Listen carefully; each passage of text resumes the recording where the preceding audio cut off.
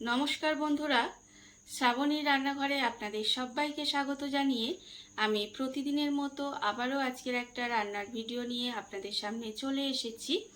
আজকের আমি আপনাদের করলা দিয়ে একটা অসাধারণ রেসিপি বানিয়ে দেখাবো। আশা করি আপনাদের ভালো লাগবে। তার জন্য কিন্তু আমার পুরো ভিডিওটা আপনাদের দেখতে হবে। আর দেখা শুরু করার আগে একটা লাইক দেবেন, সুন্দর একটা কমেন্ট করবেন আর শেয়ার করতে ভুলবেন না। তাহলে চলুন আজকের আমি এই করলা দিয়ে কি বানাই সেটা আপনারা একবার দেখে নিন। রান্নাটা করার জন্য প্রথমে আমি এখানে দেখুন গ্যাসটা অন করে কড়া বসিয়ে দিয়েছি।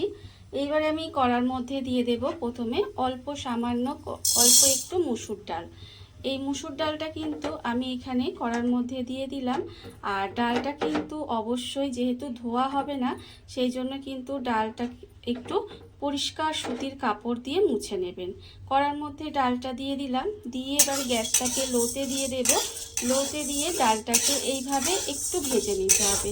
প্রথমে কিন্তু ডালটা এইভাবে আমি একটু সময় ভেজে নেব। ডালটা এখানে কিন্তু ভাজা হয়ে গেছে।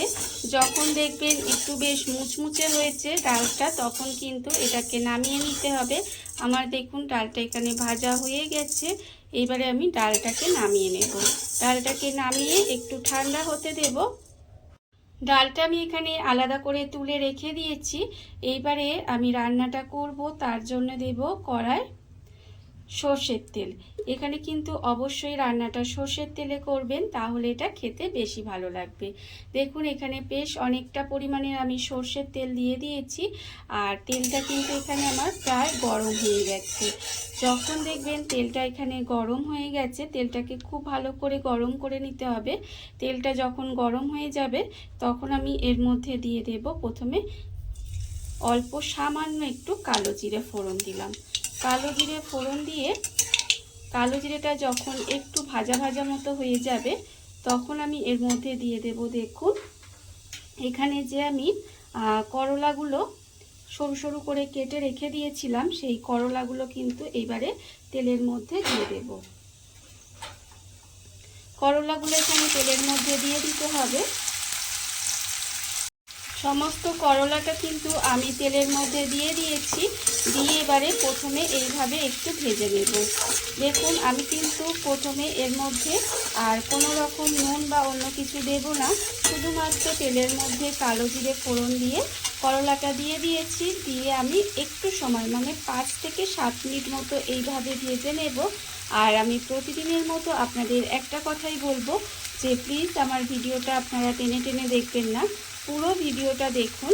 আশা করি আপনাদের ভালো লাগবে। দেখুন এইভাবে কিন্তু করলাটা দিয়ে আমি প্রথমে একটু সময় ভেজে নেব। আর এই রান্নাটা কিন্তু গরম ভাত দিয়ে খেতে ভীষণ সুন্দর হয়, ভীষণ ভালো লাগে। গরম ভাতের সাথে প্রথম পাতে যদি করলার এই রেসিপিটা থাকে, তাহলে আমার মনে হয় আর কিছুই লাগবে না। এই দিয়েই অনেকটা ভাত আপনারা খেয়ে দিতে পারবেন। বা অনেকে আছে যে করলা খেতে পছন্দ করে না, অনেক বাচ্চারা আছে বা বড়রাও আছে যারা কিন্তু করলা খেতে পছন্দ করে না, তাদেরও কিন্তু আপনারা এইভাবে করলার রেসিপিটা বানিয়ে দিতে পারেন। দেখুন আমি কিন্তু একটু সময় করলাটা ভেজে নেব। প্রথম করলাটা আমি এখানে একটু সময় ভেজে নিয়েছি। এইবারে আমি এর মধ্যে দিয়ে দেব আলু। এখানে কিন্তু একটা মাঝারি সাইজের আলু আমি এইভাবে একটু সরু সরু করে কেটে রেখেছি, সেই আলুটাও আমি এখানে দিয়ে দিলাম। আলুটাও কিন্তু এর সঙ্গে ঠিক একই সঙ্গে আমি একটু ভেজে নেব। এখনও কিন্তু আমি এর মধ্যে কোনো রকম নুন বা আর অন্য কিছু ব্যবহার করব না। এইভাবে আলু আর করলাটা দিয়ে কিন্তু আমাকে আরও 5 থেকে 7 মিনিট মতো এইভাবে একটু ভেজে নিতে হবে। করলার সঙ্গে আলুটা দিয়েও কিন্তু আমি 5 থেকে 7 মিনিট মতো এইভাবে একটু ভেজে নিয়েছি। এইবারে আমি এর মধ্যে দিয়ে দেব নুন। এখানে কিন্তু আন্দাজ মতো নুনটা দিয়ে দিতে হবে। নুন দিয়ে দিলাম। আর দেব আমি এখানে হলুদের গুঁড়ো। এখানে খুব অল্প পরিমাণের একটু হলুদের গুঁড়ো দিয়ে দিলাম।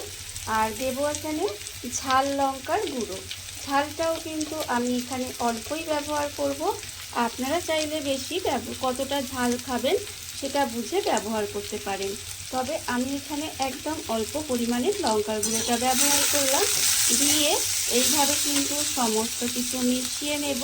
মিশিয়ে নিয়ে এটাকে কিন্তু আরও একটু সময় এইভাবে ভাজা ভাজা করে নিতে হবে। দেখুন আমি কিন্তু এইভাবে আরও 2 মিনিট মতো ভাজা ভাজা করে নেব। দেখুন আমি কিন্তু এইভাবে আরও 2 মিনিট মতো ভাজা ভাজা করে নিচ্ছি। নুন, হলুদ গুঁড়ো আর লঙ্কা গুঁড়োটা দিয়ে আমি কিন্তু এখানে আবারও 2 মিনিট মতো ভেজে নিয়েছি। দেখুন এটা যখন দেখবেন প্রায় একটু ভাজা ভাজা হয়ে এসেছে আর আলু আর উচ্ছেটা কিন্তু প্রায় 80% সেদ্ধ হয়ে গেছে, তখন দেখুন এটা কিন্তু প্রায় হয়ে এসেছে। তবে এখনও বাকি আছে। এটা যখন হয়ে আসবে তখন কিন্তু আমি এর মধ্যে দিয়ে দেব পেঁয়াজ কুচি। পেঁয়াজের পরিমাণটা কিন্তু একটু বেশি দিতে হবে। একটা বড় সাইজের পেঁয়াজকে আমি এইভাবে একদম সরু সরু করে কেটে রেখেছিলাম, সেই পেঁয়াজটাও কিন্তু এর মধ্যে দিয়ে দিলাম। দেখুন পেঁয়াজটাও কিন্তু এর মধ্যে দিয়ে দিয়েছি। দিয়ে আবারও এটা মিশিয়ে নেব। মিশিয়ে নিয়ে এটা কিন্তু আবারও একটু সময় এইভাবেই রান্না করতে হবে। এই রান্নাটায় কোনো রকম কিন্তু জলের ব্যবহার করা যাবে না। এইভাবেই গ্যাসটাকে একেবারে লোতে দিয়ে আস্তে আস্তে রান্নাটা করতে হবে। আর দেখবেন খেতে কিন্তু অপূর্ব সুন্দর হয়।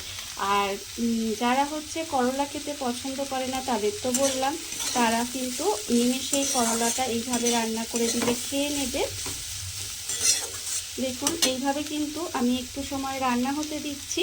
আর যতক্ষণ এটা হচ্ছে ততক্ষণ কিন্তু দেখুন এখানে আমি যে অল্প একটু মসুর ডালটা শুকনো খোলায় ভেজে রেখেছিলাম, সেই ডালটা কিন্তু আমার এখানে ঠান্ডা হয়ে গেছে। আর অবশ্যই কিন্তু এটা ঠান্ডা করে নেবেন। ঠান্ডা করে নিয়ে এবারে আমি মিক্সির মধ্যে দিয়ে দিলাম। দিয়ে এটাকে কিন্তু একটু মিক্সিটা চালিয়ে নেবেন একবার, যাতে একদম পাউডার হয়ে না যায়, একটু দানা দানা থাকে, সেটা কিন্তু লক্ষ্য রাখতে হবে। সেইভাবেই এটাকে আমি একটু গুঁড়ো করে নেব। ডালটা কিন্তু আমি এখানে একটু গুঁড়ো করে নিয়েছি। দেখুন ডালটা কিন্তু এখানে একটু দানা দানা করে আমি গুঁড়ো করেছি, আপনারা দেখতেই পাচ্ছেন। এটা কিন্তু মিহি পাউডার করিনি, এটা আমি এইভাবে গুঁড়ো করে নিয়েছি। আর অন্যদিকে দেখুন আমার কিন্তু এই রান্নাটাও হচ্ছে। এটা কিন্তু এইভাবেই আমাকে একটু ভাজা ভাজা করে নিতে হবে। আমি এইভাবে নেড়ে নেড়ে এটা একটু ভাজা ভাজা করে নেব। আর যারা আমার চ্যানেলের নতুন বন্ধু, পুরনো বন্ধু আছেন, তাদেরকে জানাই অনেক অনেক ভালোবাসা। আর যারা আমার চ্যানেলের নতুন বন্ধু আছেন তাদেরকে বলবো চ্যানেলটা সাবস্ক্রাইব করার সময় অবশ্যই পাশে থাকা বেল বাটনটা অবশ্যই প্রেস করে দেবেন। তাহলে কি হবে, আমি যখনই সহজ সহজ আর নতুন নতুন রান্নাগুলো ভিডিও পোস্ট করব তখন কিন্তু সবার আগে আপনাদের কাছে নোটিফিকেশান পৌঁছে যাবে। আর আপনারা কিন্তু আপনাদের সময় মতো এটা দেখে নিতে পারবেন। দেখুন আমি কিন্তু এইভাবেই আর একটু এটা কিন্তু ভাজতে দিয়েছিলাম। আর এইভাবে ভাজতে ভাজতে দেখুন এটা কিন্তু সুন্দর করে লাল করে ভাজা হয়ে যাচ্ছে। আর এটা কিন্তু অবশ্যই দেখতে হবে যাতে এইভাবে ভাজতে ভাজতে আলু করলা সুন্দর করে ভাজা হয়ে যায়। দেখুন আমার কিন্তু এখানে আলু করলা দুটোই ভাজা হয়ে গেছে, তবে এটাকে আমি আরেকটু লাল করব। সেই জন্য আমি আরেকটু সময় এইভাবে একটু ভেজে নেব। আর এতক্ষণ পর্যন্ত যারা দেখছেন অথচ একটা লাইক দিতে ভুলে গেছেন, তাদেরকে বলছি অবশ্যই একটা লাইক দিয়ে দেবেন। দেখুন আমি কিন্তু এটা আবারও একটু লাল করে ভেজে নেব। আমার কিন্তু সমস্ত আলু করলা সেদ্ধ হয়ে গেছে। এবার এটাকে একটু লাল করে আমাকে ভেজে নিতে হবে। সমস্ত কিছু আমার এখানে লাল করে ভাজা হয়ে গেছে। আমি কিন্তু সব কিছু এখানে সুন্দর করে লাল করে ভেজে নিয়েছি দেখুন। আর আমি তো আগেই আপনাদের দেখিয়েছিলাম যে উচ্ছে আলু সমস্ত কিছু কিন্তু এখানে ভাজতে ভাজতেই সেদ্ধ হয়ে গেছে, শুধুমাত্র একটু লাল করে ভেজে নিতে হবে। আর এটাও কিন্তু আমার ভাজা হয়ে গেছে। এইবারে আমি এর মধ্যে দিয়ে দেব যে ওপর থেকে আমি ডালের গুঁড়োটা মানে মুসুর ডালের গুঁড়োটা যে আগে থেকে গুঁড়ো করে রেখেছি সেটা কিন্তু আমি এর মধ্যে দিয়ে দিলাম। দিয়ে এবারে সমস্ত কিছু একসঙ্গে দিয়ে খুব ভালোভাবে ভেজে নিতে হবে। আর এইভাবেই কিন্তু আমি একটু সময় ভেজে নেব। আপনাদের বারবার বলছি যে আপনারাও কিন্তু একদিন হলেও এইভাবে উচ্ছে বলে ফেলছি, উচ্ছে আর করলা যেই হোক, আপনারা উচ্ছে দিয়েও করতে পারেন। তবে এই করলার রেসিপিটা আপনারা যদি একবার বাড়িতে বানিয়ে খেয়ে দেখবেন, খেয়ে আমাকে কমেন্ট করে জানাবেন যে আপনাদের এটা কেমন লাগলো। আমি আপনাদের বলছি আপনাদের অবশ্যই ভালো লাগবে, ভীষণ ভালো লাগবে। দেখুন এইভাবে কিন্তু আমি ডালের গুঁড়োটা দিয়ে আর বেশি ভাজবো না, 2 থেকে 3 মিনিট মতো এইভাবে একটু ভেজে নিলেই কিন্তু রান্না আমার রেডি হয়ে যাবে। ডালের গুঁড়োটা দিয়ে আমি এখানে 2 মিনিট মতো রান্না করে নিয়েছি। রান্না কিন্তু আমার এখানে একেবারে রেডি হয়ে গেছে। এইবার আমি আপনাদের গ্যাসটা অফ করে দেব আর পরিবেশন করে দেখাবো ঠিক কেমন হলো। দেখুন বন্ধুরা, বাড়িতে থাকা কত অল্প উপকরণে কত অল্প সময় কত সুন্দর একটা করলার রেসিপি তৈরি হয়ে গেছে, আপনারা দেখতেই পেলেন। আর এটা কিন্তু খেতে অসম্ভব সুন্দর হয়। এইভাবে আপনারাও কিন্তু একদিন হলেও বাড়িতে বানিয়ে দেখতে পারেন। আর এই ভিডিওটা যদি আপনাদের ভালো লেগে থাকে, আপনারা যদি ফেসবুক থেকে দেখে থাকেন পেজটি ফলো করে দেওয়ার অনুরোধ রইল। আর যদি ইউটিউব থেকে দেখে থাকেন চ্যানেলটি সাবস্ক্রাইব করে নেওয়ার অনুরোধ রইল। তাহলে চলুন ভিডিওটা আমি এখানেই শেষ করছি। আপনারা সবাই ভালো থাকবেন, সুস্থ থাকবেন। আবারও হাজির হব নতুন কোনো রান্না নিয়ে।